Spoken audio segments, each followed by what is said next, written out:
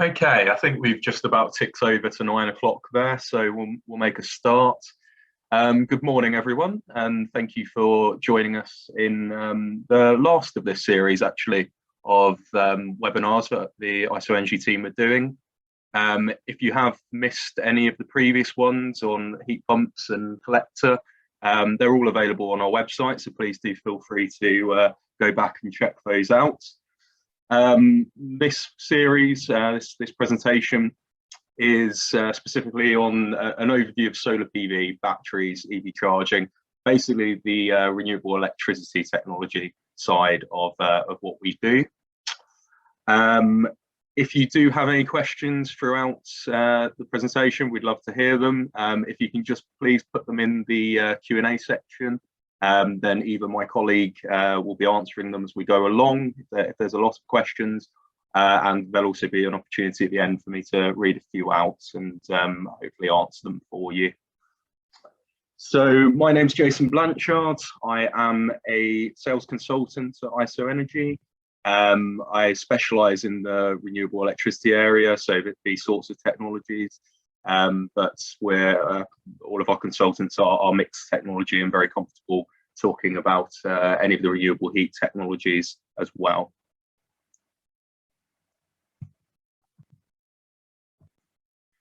So who are isoenergy? Well, we were founded in 2006, 14 years ago now, and that gives us a real sort of long standing in the industry and a great trust in the industry.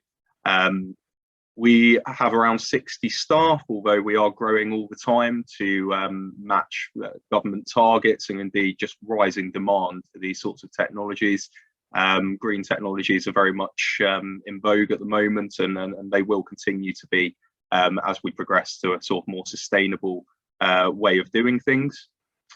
Over 1,000 systems installed and maintained. Actually, that number is swelling every day, and we have probably significantly over 1,000 systems maintained by ourselves now. On the maintenance side, they're not just our systems, but also systems from third parties that have been installed across a range of technologies, biomass, solar thermal, heat pumps, and obviously the solar PV battery side of things. So what do we do? Well, we kind of touched on it a bit there. We're very proud at isoenergy to be able to take a renewable energy system and consideration right the way through from the early days of not really knowing exactly what you're planning to do and just sort of wanting to be green, wanting to look at sustainability, right the way through the detailed design process, the installation process, and then we want to maintain an ongoing involvement and make sure your systems are working correctly and indeed are optimized to give you the best value for money. So a few examples of our work here on the renewable electricity side of things. You can see there that actually we work in sort of solar PV at many levels, many types, right the way from the sort of small roof solar PV mounted in the bottom left there, right the way up to sort of slightly larger arrays on roofs as the battery there, and also in the sort of top right sort of large scale ground mounted PV as well. So let's just have a look at that in a little bit more detail. So we start the sort of cycle with the consultation process. That's myself and my colleagues in the consultancy team, who are there really as sounding boards initially and guidance to help you come to the best renewable solution for your property, whether that be a single technology, a mix of technologies, or whatever that may be.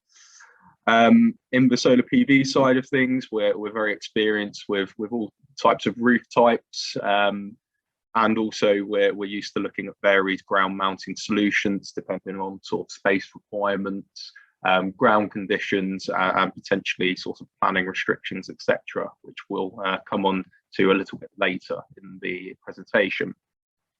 Importantly, we're able to optimize solar PV through assessing data, looking at consumption data, And myself, I'm very much a data-driven person, so we have that ability in-house to look at your consumption data, or if you don't have a smart export meter just yet, or don't have that data available, we can, apply a profile to your property type and really sort of start to build a picture of what sort of solar PV system would be best for yourselves.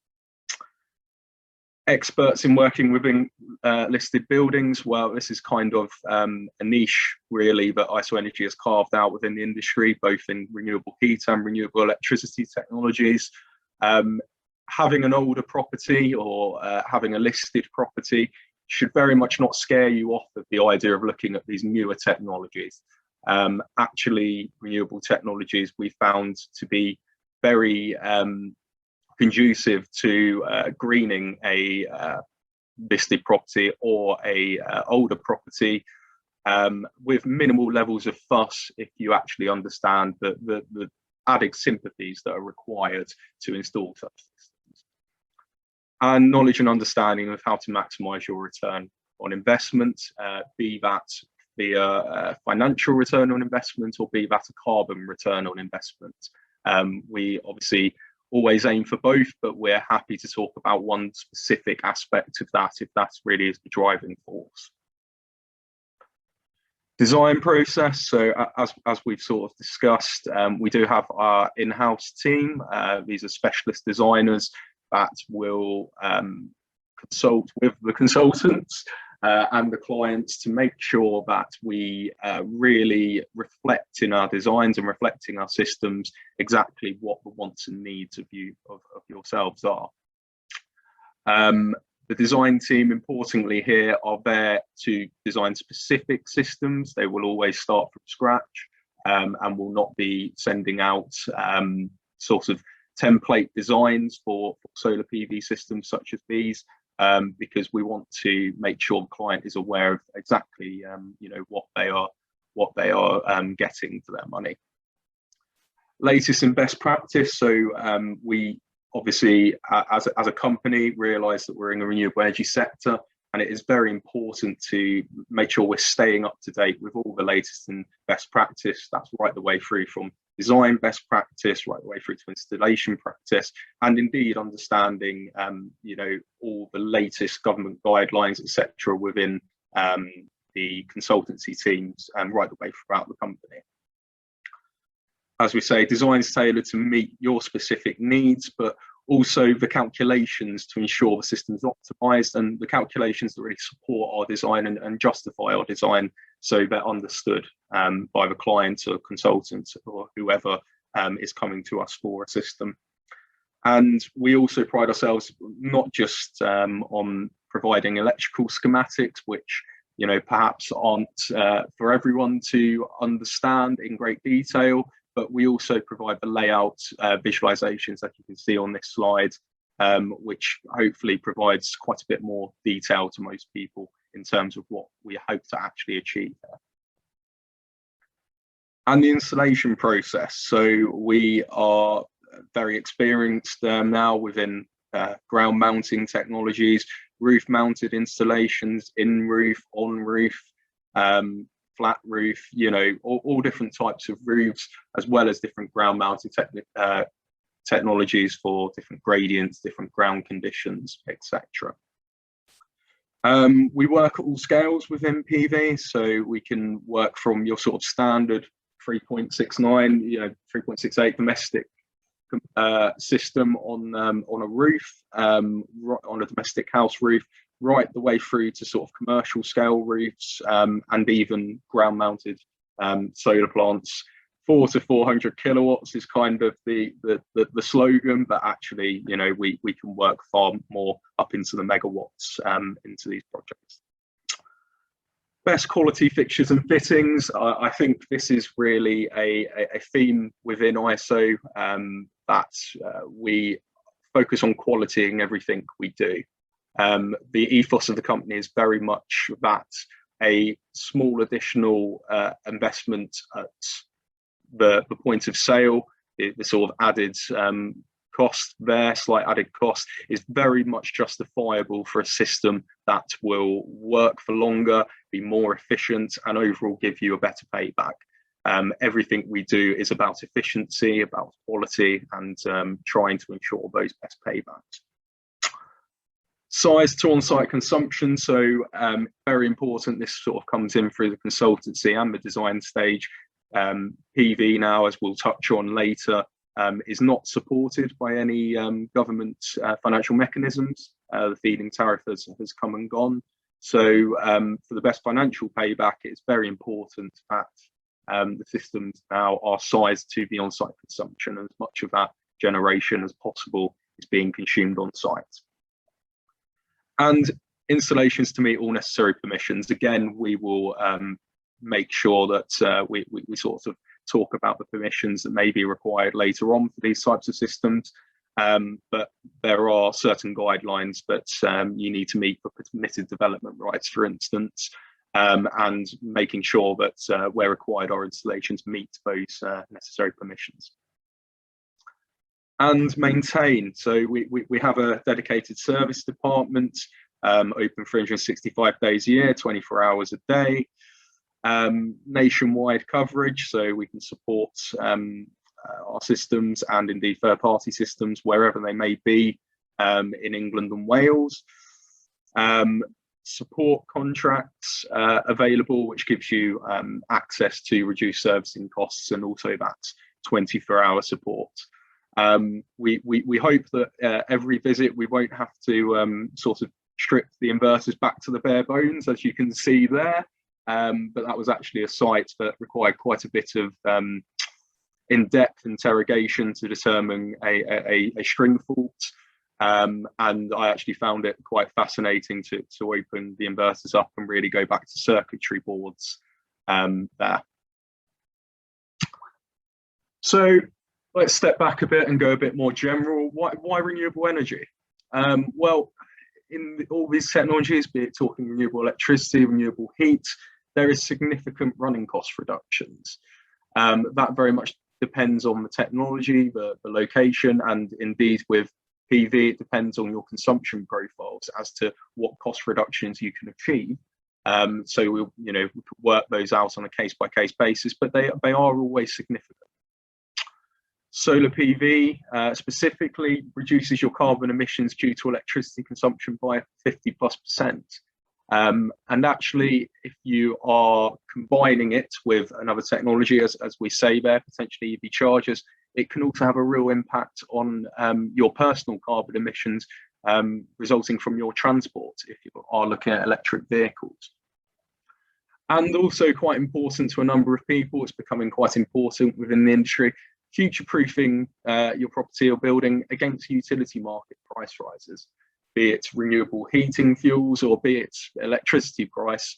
They can vary quite drastically, and actually having the ability to go off-grid, part of the time and utilising on-site generation of electricity or heat, having that control over your supply means that you are sort of removing yourself from that volatility in those utility market prices, and you can financially project far easier. So looking at that in a little bit more detail, carbon reductions, electricity emissions make up to 16% of the UK total carbon footprint. Now that's quite a large proportion, and actually that will continue to grow when you think about the plans of the government to electrify electrify heat, and also electrify transport, a lot of transport. So actually you will be looking at a case where you'll be electrifying a lot more, and as the electricity emissions percentage starts to rise potentially, you are then on the other side reducing the carbon intensity of the grid. So hopefully that will stay sort of constant or come down is the plan, but you'll be removing the emissions from other areas such as oil and gas. Reducing your carbon footprint for building emissions electricity consumption by about 50+%, as we sort of said in the previous slide. I mean, that is a huge amount, and definitely something. Renewable technologies are, we feel, one of the easiest ways to reduce your carbon footprint without so if it's not possible to walk to work, if it's not possible to always take public transport, it probably is possible to install solar panels, and it's potentially possible to install a heat pump.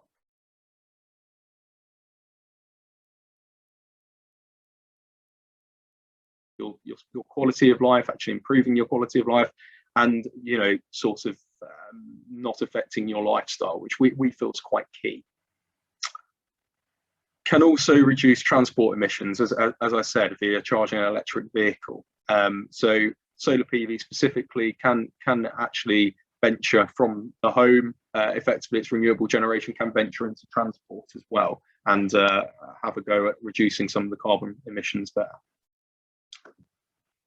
So what are the sort of considerations with these technologies?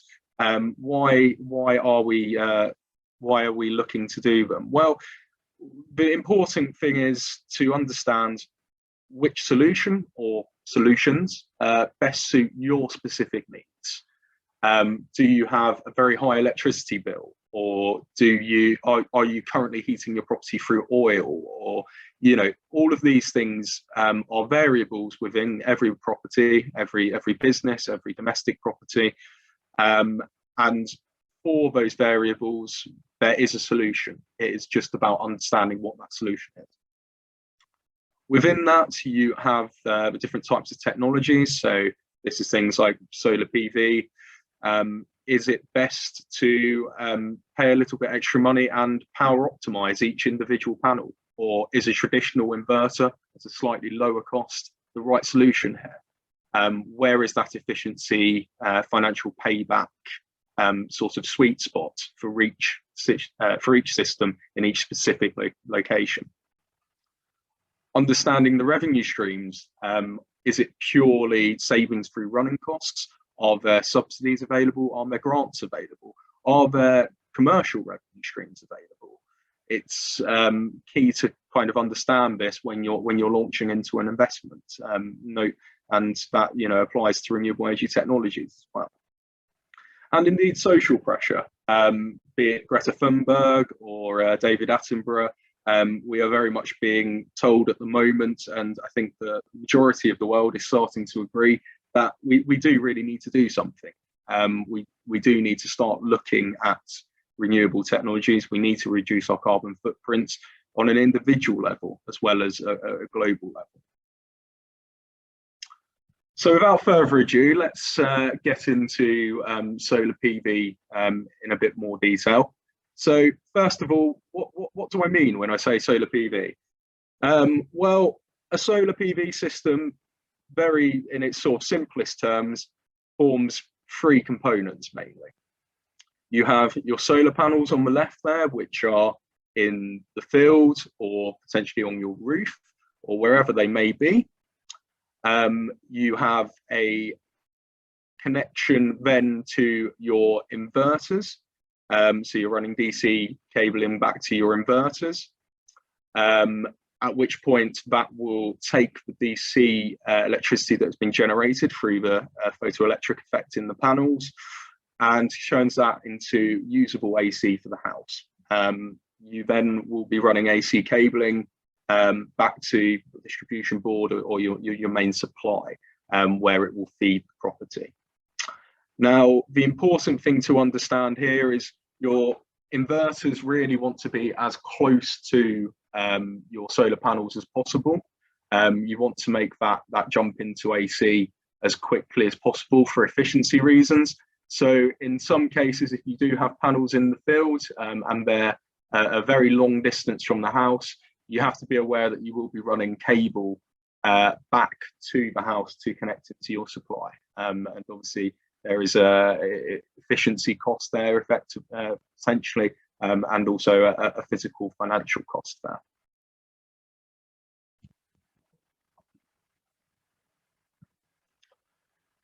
So that's kind of an overview of what a solar PV system is. I think now is probably a good idea to have a look at a couple of the systems we've installed in a bit more detail. So Crouchland's farm, quite a large system. It's existing sort of biogas plant actually that was providing biogas to the grid. The good thing about this was that actually there was already a generation capacity as the biogas was producing the electricity for the grid. And hence there was already a reusable transformer on site as well. So a lot of the infrastructure was already there. The owners already had some solar PV on site on building D. I don't know if you can make that out in the top there for the keen-eyed of you. So we simply added to that system. We added 4 additional roofs of new panels. 692 new panels were installed across those 4 roofs, 8 new inverters, and around 182 kilowatts of new installed capacity in terms of panel capacity. So that is going to generate on an annual basis around 190,000 kilowatt hours, in addition to complementing the existing system, which I believe was around the 20,000 kilowatt hours mark. So what is the benefits to the client in this case? Well, they are looking to develop the site now. The biogas plant has been decommissioned. They are looking for other uses, potentially turning it into a sort of more sustainable sort of business park, etc., with a few other bits and pieces. And whatever their plans for the project, the key thing that they wanted to kick the project off with was a sustainable base. And with that amount of solar PV installed, they were fairly confident that at least in the first couple of stages of the project, whatever they built would have a firm supply of renewable electricity. They would remove themselves from the volatility of the utility price of the grid and really future-proof the site for their plans moving forwards. Moving now to a slightly smaller system. This is a ground mount system for a farmhouse with a few outbuildings. 5 ground mounted tables, 20 panels. You can see there on the right there two rows of 10 panels in portrait. So 100 solar panels for around 30 kilowatts of installed capacity. 1 inverter, a 27.6 kilowatt inverter installed, and around 30,000 kilowatt hours of generation a year. We installed this when the feed-in tariff was still available. So as discussed, unfortunately, that has now left us, but they were lucky enough to take advantage of the feed-in tariff and also utilise the solar to feed in some of that renewable electricity into 120 kilowatts of ground source heat pump. So as we mentioned in an earlier slide, looking at sort of hybrid technology systems and coming to the best renewable solution. So that brings us nicely onto the idea of utilising batteries with solar PV, which I know is a question I get asked pretty much every day now. Batteries are very much an in-trend technology, and moving forwards, providing that flexibility to the grid, and indeed, maximising your self-consumption, reducing your reliance on the grid, batteries will become increasingly common and increasingly important. So usually the first question I always get asked is AC or DC, Jason? Which battery is best for me? And unfortunately, it's not a one-size-fits-all, as is the case with a lot of renewable technologies. It very much is a case of, well, tell me more about your specific situation, and I'll see if we can help you come to a conclusion on that. So both have their merits. On the left-hand side, you have an AC battery.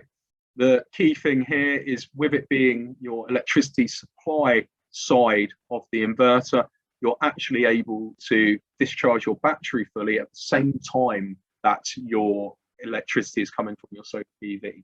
So you can get the maximum generation from your PV and maximum generation possible from your batteries, and put that all to the house, all or property, all in one go. So that obviously has its benefits in periods of very high demand. AC is the most easy to retrofit, and I think hence the most common, really, certainly in a domestic setting. A lot of people now have solar PV installed. That's sort of become increasingly commonplace, and they're now looking to maximise that investment and improve further on that system. And hence, AC batteries being the easiest to retrofit is usually why they become the most common. DC, however, can be quite compact and quite modular. You can see there examples of a solar watt system, where you can probably take up a little bit less space and just kind of stack them in. Those are actually wall mounted as well. They don't have to be ground mounted. And actually DC batteries are more efficient, largely because they're capable of storing at quite high voltages. So string voltages on a single phase solar PV system will be around the 400 volts mark. I think Solar Edge run at 380 volts from memory on a single phase. So the DC battery being able to operate at that high voltage and not having to reduce to a lower voltage makes them more efficient. So how do we size a battery is usually the next question. And unfortunately, my response is always the same. The data is everything. So with a battery system, it is quite a bit more complicated than a sort of standard solar PV system to size. Batteries are modular, which is good because it gives that flexibility. But the important thing to understand when sizing a battery is your electricity flows within a property. So what is coming in from the grid, what is being generated by your PV, what is potentially going to your heat pump or your electric vehicle, what is the battery consuming from the grid, what is the battery discharging, and importantly, when is that happening? So for effective battery sizing, really an accurate battery sizing, you really want to look at half-hourly consumption data. In a lot of cases, your electricity provider may be able to supply this on the consumption side of things. If you have an existing PV system, you can potentially go on to remote monitoring and inverter portal to understand that generation as well. But increasingly, we're encouraging what the government are very much encouraging, which is the fitting of a smart export meter, which will be able to measure all of these flows of electricity on a half-hourly basis. Should that not be available, it doesn't mean you can't necessarily have a battery. It just means that the data may not be there to support in detail the amount of savings that are going to be there, and those are going to be far more estimated because the data is not available.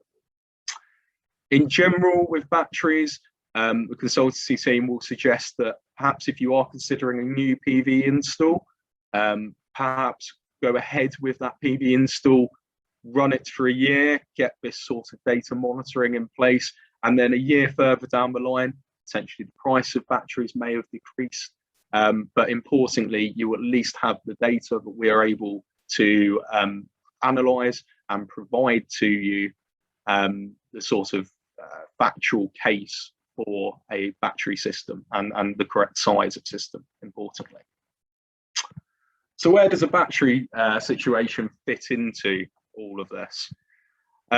Well, it's very important. It's very important that the battery system, where the battery system is understood. It is, in the case of an AC inverter, in the case of an AC battery, fits the supply side of the inverter, and therefore it can draw from the grid, provide to the grid, or provide to the property. On the case of a DC, we're actually just to the left of the inverter. We're actually on the panel side of the inverter, effectively, and that is where it's storing directly from the panels.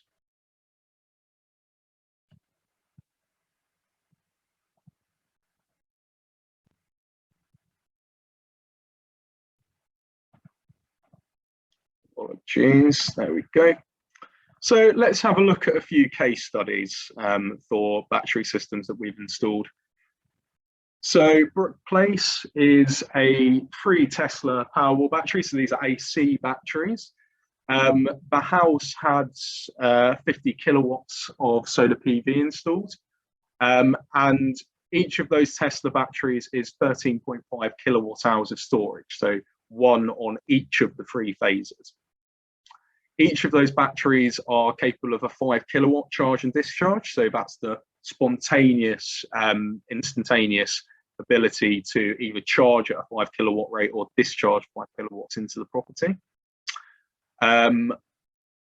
The generation from the PV, we've estimated to be around 46,000 kilowatt hours of generation per year. And 65% on-site usage has now been recorded without the battery, and that has actually been up to 83% with the battery system. So quite a significant increase there of almost 20% on-site consumption through that battery system being installed. And that equates to around £7,600 a year saving, based on the quite sophisticated monitoring that comes with Tesla batteries. Now, the key thing for the clients, which a few years on from the install, they feel they've achieved, which is great, is reduce reliance on the grid. They're actually powering a heat pump as well for spatial heating, domestic hot water, and indoor pool heating. So the PV in combination with the ground source and the battery really have come together here to give maximum benefit to the client. Good Trees Farm. So this is an example of DC batteries. It's a farmhouse that has about 17.5 kilowatts of solar PV installed on the roof. 2 rows of 29 panels, as you can see from our designs there. And 3 solar watt DC batteries, as you can see there. The 3 white boxes just next to the inverter on the left. 7.2 kilowatt hours of storage, 2.4 kilowatt hours per module, per the 3 modules.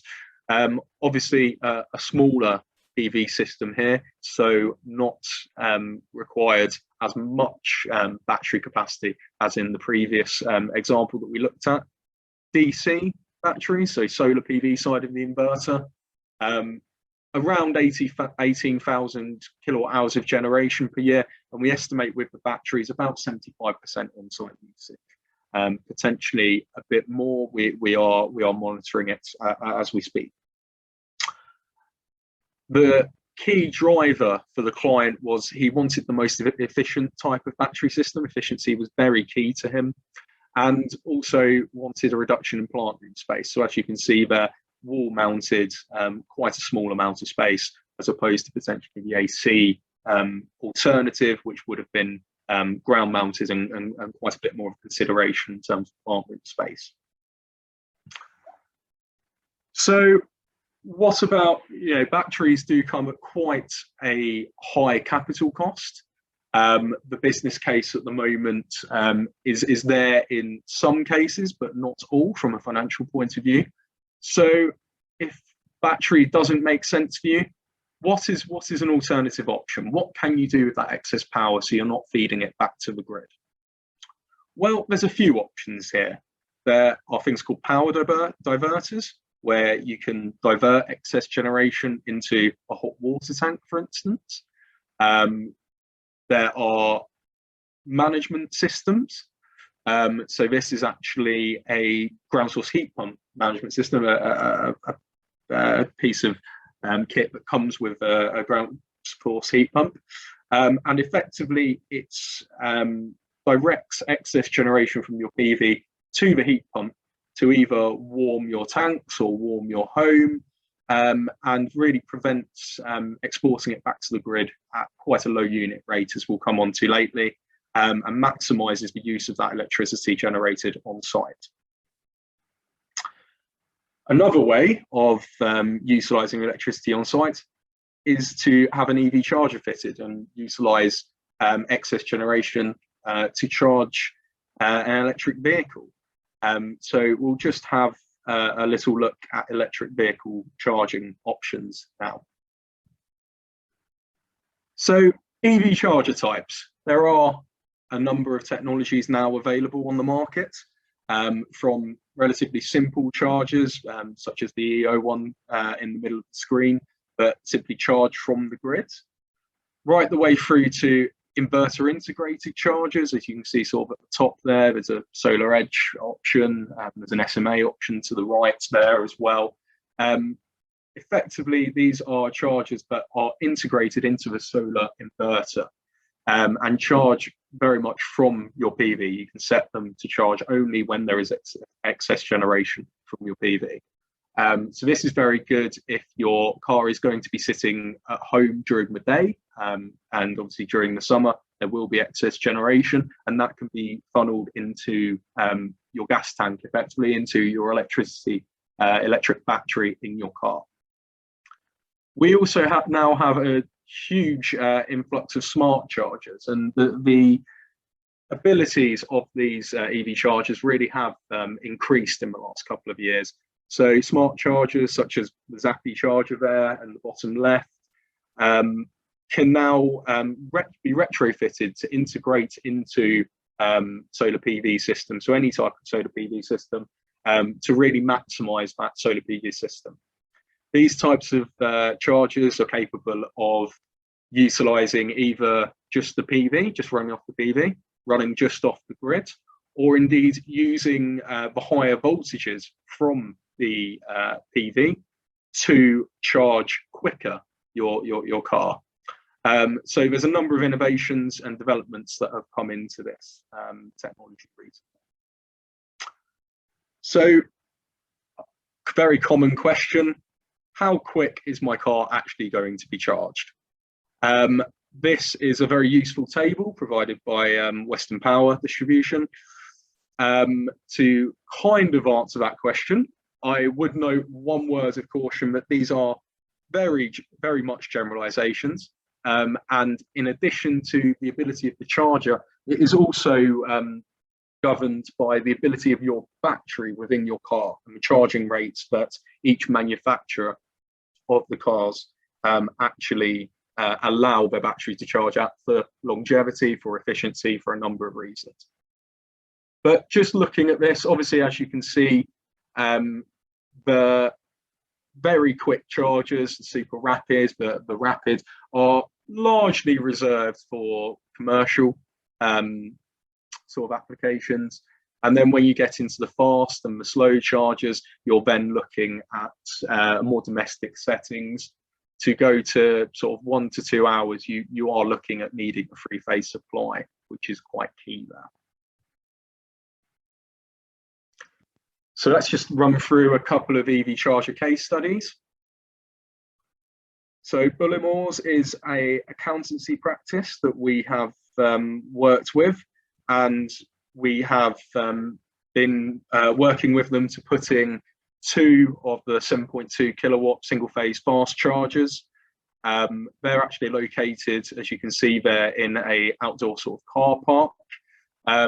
They're wall mounted, feeding to a local distribution box, which I think you can just make out on the right there at the top of the wall.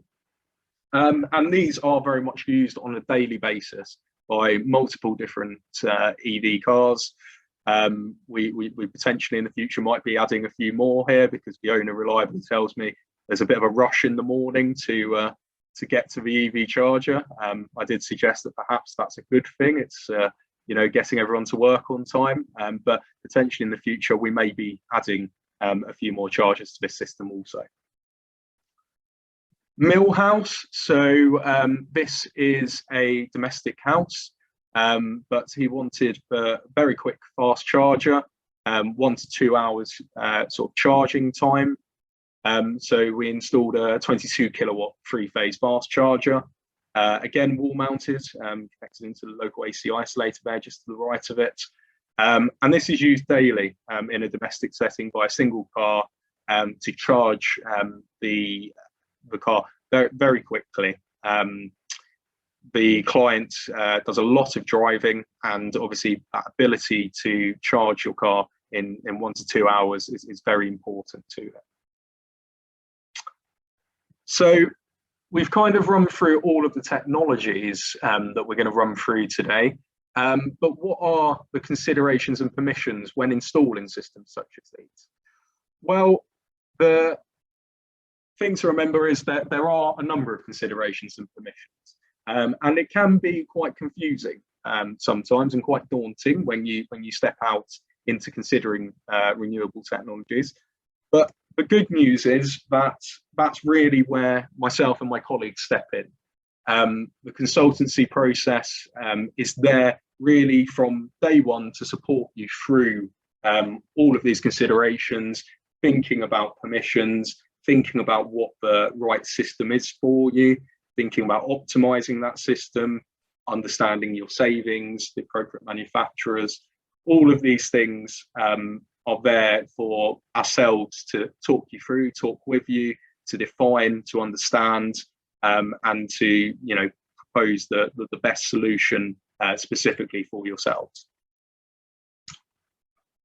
So one of the key considerations, and probably the first consideration that usually comes to mind, is what is my grid connection sufficient for what I'm planning?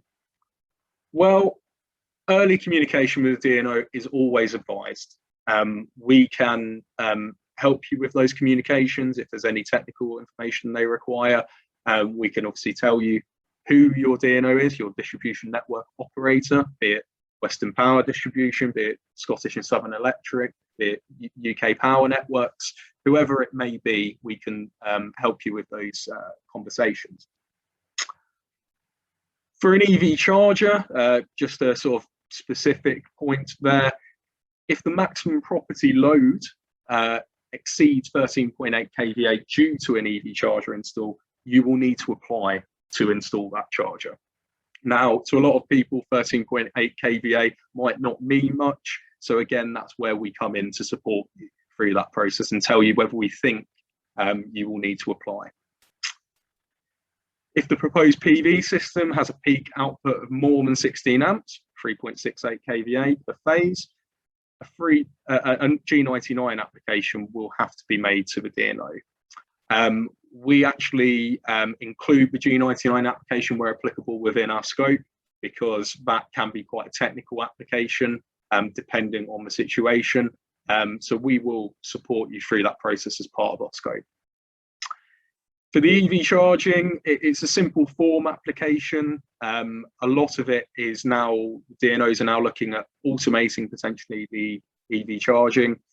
And indeed, some PV systems, it's quite a simple application as well. But the important thing is, dependent on who your DNO is, it can take up to 3 months to get permissions that you require from them. So please, obviously, consider this early on. We will always encourage you to consider this early on. And should there need to be any modification to your grid or any connection or any permissions required, it's really something you should be thinking about at the start of the project, very much not at the end of the project. Other permissions, well, another key one is planning. Do I need planning? Well, if it's on a roof, it's usually permitted development, as long as you stay within permitted development rights. There are some exceptions there, as discussed, if you're in a conservation area, if there's a huge visual impact of the PV system, if it's a listed property, for instance.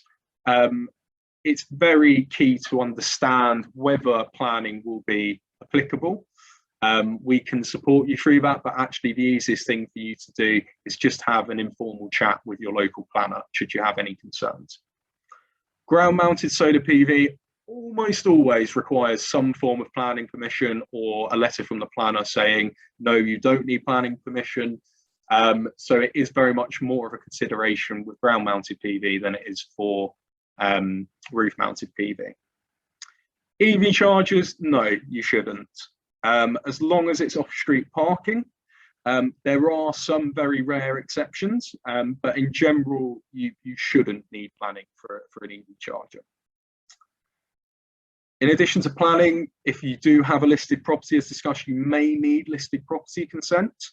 On listed buildings, what we found is actually it's quite a bit easier to get permission for ground mounted solar rather than potentially having to make alterations to the visual aesthetic of the building itself, or indeed penetrations through the building fabric itself.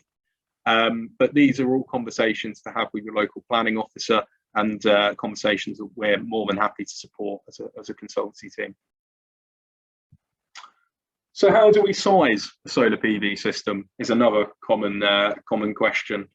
Well, if you have the data, we model that data on a half-hourly basis against a solar projection on an annual basis, monthly basis, and we try and match the consumption to the generation profile as closely as we possibly can. If you don't have that access to that data, if it's a new build property, or if it's you just don't have access or a handle on that consumption data for various reasons, then we look at very sort of general assumptions. These assumptions are very general. They will modify very slightly dependent on the type of property you have, but an average domestic house in the UK will consume around 6,000 kilowatt hours per annum of electricity if there's no sort of abnormal electric loads, etc. there. So for something like that, you'd need maybe a 6 kilowatt south facing system, or perhaps a 7.5 kilowatt east to west facing system. An average EV charger, based on the fact you charge for 2 hours a day, maybe around 5,500 kilowatt hours. But it's very important to understand when that consumption is coming. Are you going to be charging it throughout the day? Is your car going to be sitting at home? Or are you going to be at work and actually that consumption all comes between 7 and 9 o'clock at night when the solar PV is not generating? Is there therefore a case for a battery?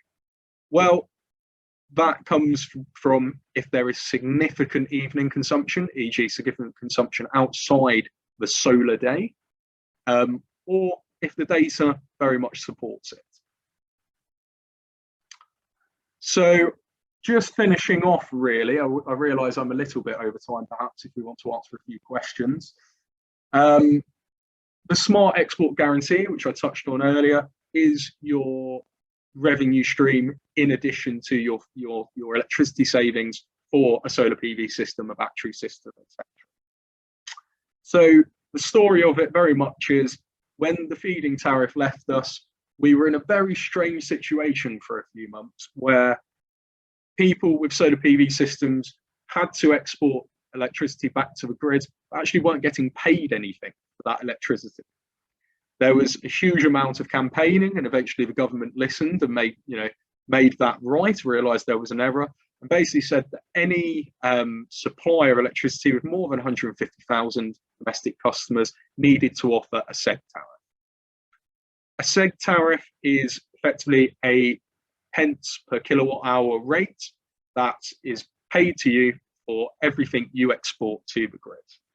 Now, whilst anyone over 150,000 domestic customers is mandated to join this scheme, you'll notice on the right there with some of the rates that actually at the top you'll see voluntary license type for social energy, because they have entered into this scheme voluntarily because they see an opportunity to use solar PV for flexibility markets, to green the grid, and obviously as a social exercise for their company as well.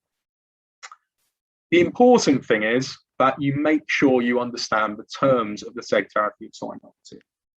So if we just look in a bit more detail at the top 5, for instance, you can see there some of the tariff types are variable unit rates, some are fixed and variable. Some options are fixed, some providers provide fixed and variable options. You can see that the tariff rate changes. You can see that the payment frequency can change, and you can see that with some providers, they accept battery storage export, some don't. Some it's a case-by-case basis and you would need to talk to them. Importantly as well, some of the suppliers require you to be customers of theirs to access these SEG tariffs. Some don't require you to be their customers for consumption of electricity. So it is very important that you look at your specific situation, look at the amount of PV, look at the amount you think you'll be exporting, look at how regularly you think you'll be exporting, look at not only the rate that they will be paying you, but also the rate that you potentially will have to pay them for the electricity you consume from the grid. And consider all these things in the round to see which seg tariff is the best option for you. One thing I would note, that if you do want to access the seg tariff, you will need a smart export meter installed. Now, there is not a cost to that. You just simply need to talk to your electricity supplier to get that smart export meter installed. So that is something that we can all go away today and get moving with pretty quickly. So just to summarise, any building, including listed buildings, can benefit from renewable energy, but careful design is essential. Understanding these technologies, understanding their limitations and their benefits is very key. No more in the field than solar PV, because solar PV can be a standalone technology, but increasingly it's seen as a co-located technology to supply heat pumps or to supply batteries or to supply EV chargers. Energy bills in existing buildings are often a significant long-term expense. A solar PV system can remove up to 90% in the best situations of that ongoing electricity cost, and also, provide you some certainty of your electricity supply. PV systems should be designed to match on-site consumption, but you can benefit from a seg tariff, as we've just discussed. The key thing with renewable technologies is future-proof, save money, and reduce your carbon emissions. That's what we are, as a company, set up to try and help you achieve. And I think that's what everyone really wants to achieve. So I do hope that has been useful. I realise that I have not gone into perhaps technical detail in some areas. There was quite a lot to cover today. So I do encourage you to contact myself or my colleagues. My contact details are at the bottom there. Should you want to discuss a specific application of one of these technologies in more detail, we would of course be happy to help. But for the moment, I think I will just have a look at some of these questions and see how I can answer some of these. So, anonymous attendee asks thoughts and experience on installing on a large church with a lead roof. So, what I would say is that churches will require permissions to install onto their roof. Often it's quite advisable to talk to the local planning department. A lot of churches are obviously listed and have other restrictions applying to them. Also, what I would say is really in churches, have a look at what the electricity usage is on the property, and whether that really warrants the installation of solar PV. A lot of churches, often dependent on their type, don't actually have a huge amount of electricity requirements. Perhaps if they have a heat pump installed, then perhaps there becomes more of a reasoning for that. But actually, it's understanding whether permissions are possible, and we can obviously help you through that process, or whether ground-mounted PV might be the better option, which in a lot of cases is the better option. Alistair asks, what is a realistic lifespan for PV panels and for batteries? So the lifespan of PV panels now really should be 20 to 25 years. Most PV panels are warranted for 20 years. They're warranted to be doing 80% of their initial efficiency at 20 years. But actually, we've seen panels going to 25 years quite comfortably. Some, do even go to 30, which we've seen some of the initial solar farms that were sort of built in the 80s. They just started to come to the end of their lifespan now. For batteries, that is a bit more of a difficult question. Battery, it's very much how much you use it. the less you use it, the longer it will last. If you are using it on a daily basis, cycling electricity in and out of it constantly, then you'll probably get maybe 5 to 10 years out of it. If it's sort of only used for certain times of the year, or only used a little bit less sparingly, it could be quite significantly longer than that. Alistair also asks, can I have a fully off-grid PV installation? Well, Alistair, the simple answer to that is yes, you can have a fully off-grid PV installation, but it very much depends what you're trying to achieve. PV will only generate the majority of its source of electricity in the summer.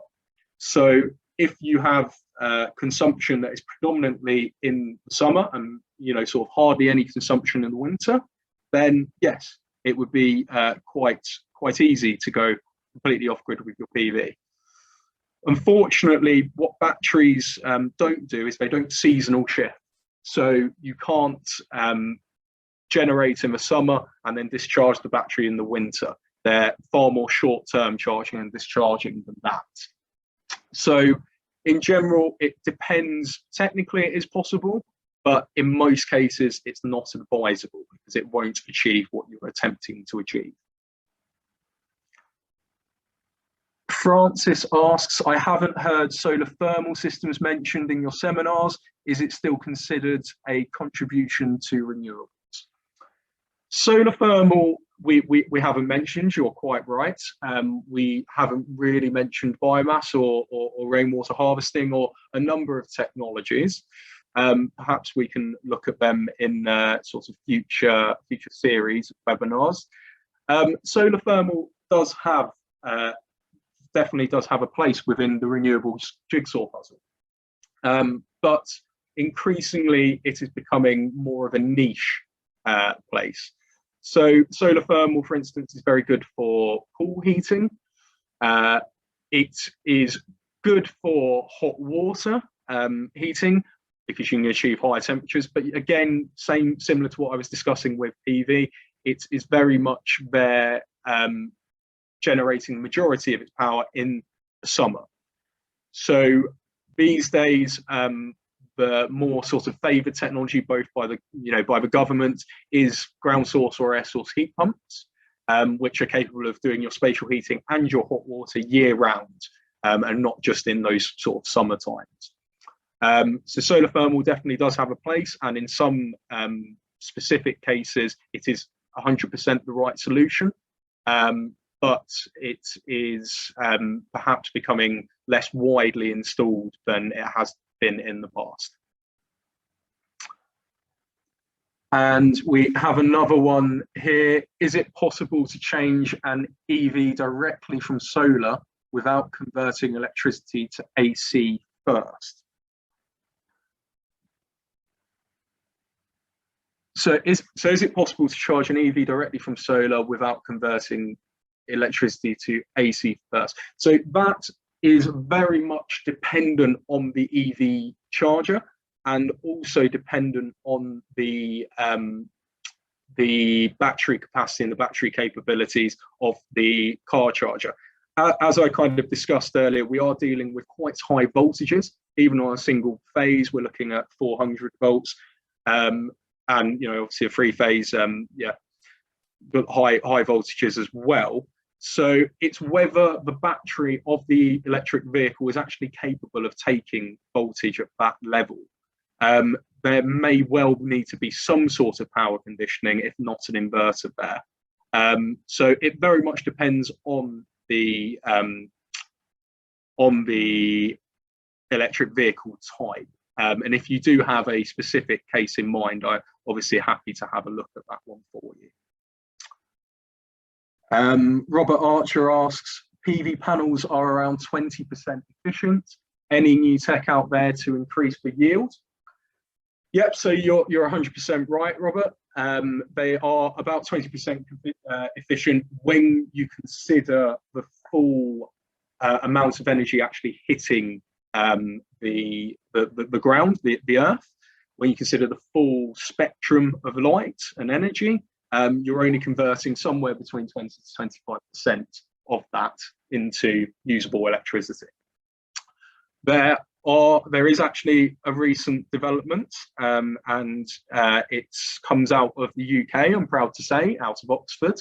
A company called Oxford Renewables have developed a Perscovite solar PV panel, which, in addition to the existing sort of silicon cells, has a layer of Perscovite over the top. What that does is allow the PV panel to actually convert energy from a wider portion of that spectrum.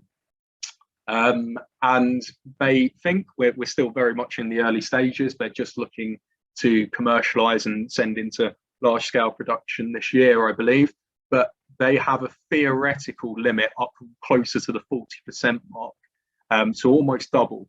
Now, I think it will be some years before we start to see panels regularly that are actually reaching those levels of efficiency, but potentially there could be a 5 to 10% increase in the next 4 to 5 years in their efficiency. Tony Michael asks how to use the Tesla electric car battery as a store. So, Tony, this is a question that we've been asked about Teslas and indeed about a number of other car manufacturers. In the interest of BBC impartialist, of course, there are a range of other providers out there. Basically, a car battery can be used effectively as a standalone battery. There is nothing technically wrong with charging and discharging your battery in your car for flexibility services. What I would say, and the concern that I have always personally had, and I've not yet seen convincing data from Tesla or from anyone else to dissuade me from this view, is that a battery will struggle if it is constantly used. So if it is used to discharge and charge constantly, as we've discussed about earlier, it reduces the lifespan of it. Now, for a standalone battery, that's kind of expected, and it's easy to quantify, it's easy to size, it's easy to sort of understand the impact of your charging and discharging on that battery and on the longevity of the life. For an EV car, for an electric car, it's a bit more difficult because effectively you are charging and discharging a battery, and it's very difficult to understand necessarily your charging patterns for that electric vehicle because they could vary quite significantly. And what we don't want to do is we don't want to be in a case where your car battery is being charged and discharged, constantly, and actually your car only lasts 5 years. We want the battery in that car to last as long as possible because it's quite a bit more important to you probably than your standalone battery for your PV.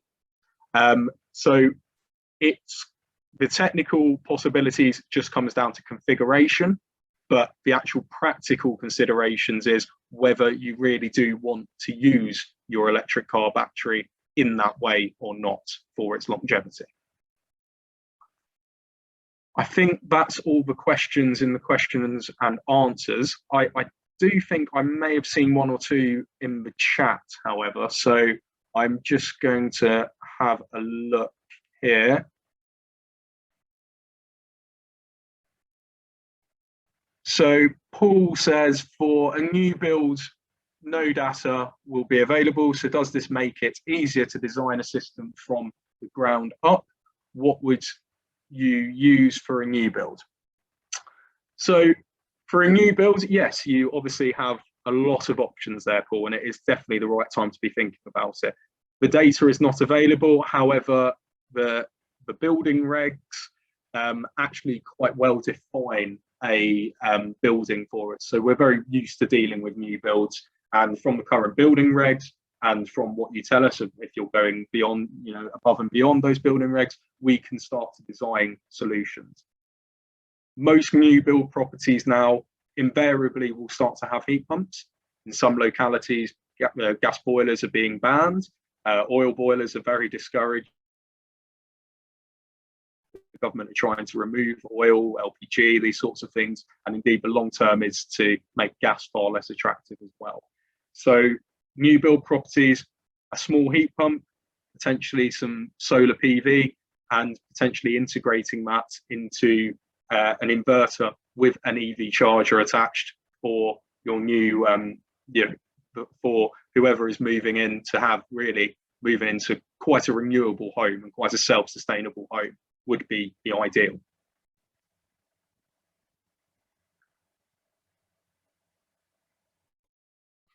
Okay, we have another question here as well. How are you connecting the inverters to batteries to measure generation, existing Wi-Fi, mobile, or 4G, etc.? So there are a number of options, as you quite rightly point out there, when it comes to remote communications. You have Wi-Fi possibility. The most reliable usually is actually Ethernet cable. Even out in the field, if you are running AC cable back from an inverter to a property, then you can quite easily run ducting and run an Ethernet cable out as well. But there are also, as you say, fixed IP SIM options in terms of 4G or even 5G now, and also satellite communications are possible as well. In general, where Ethernet is available, I think that would be our go-to as a reliability factor. In cases where it is not possible or not practical, we then look at fixed IP SIM possibilities, and it's very important just to understand the coverage available and making sure that those comms are as reliable as possible, because as I may have said 400 or 500 times in this presentation, you're probably getting sick of it. The data is very key to systems such as these. Okay, well, I think that is all the questions, and I think importantly, I've run over slightly and probably bored you all to death. So please, if you are gluttons for punishment and would like to hear me talk some more, please do contact myself or my colleagues in the consultancy team, and we can talk about specific projects you might have in mind. We're all very well versed in talking about what we've discussed here, the renewable electricity side of things, but also on the renewable heat side of things. If you have some new build projects, Paul, that you'd like to discuss, we'd very much like to hear from you. But that is the end of the webinar. This has obviously been recorded and will go on our website along with the rest of the series. And we hope to be hearing from you all very soon. Take care of yourselves. Cheers.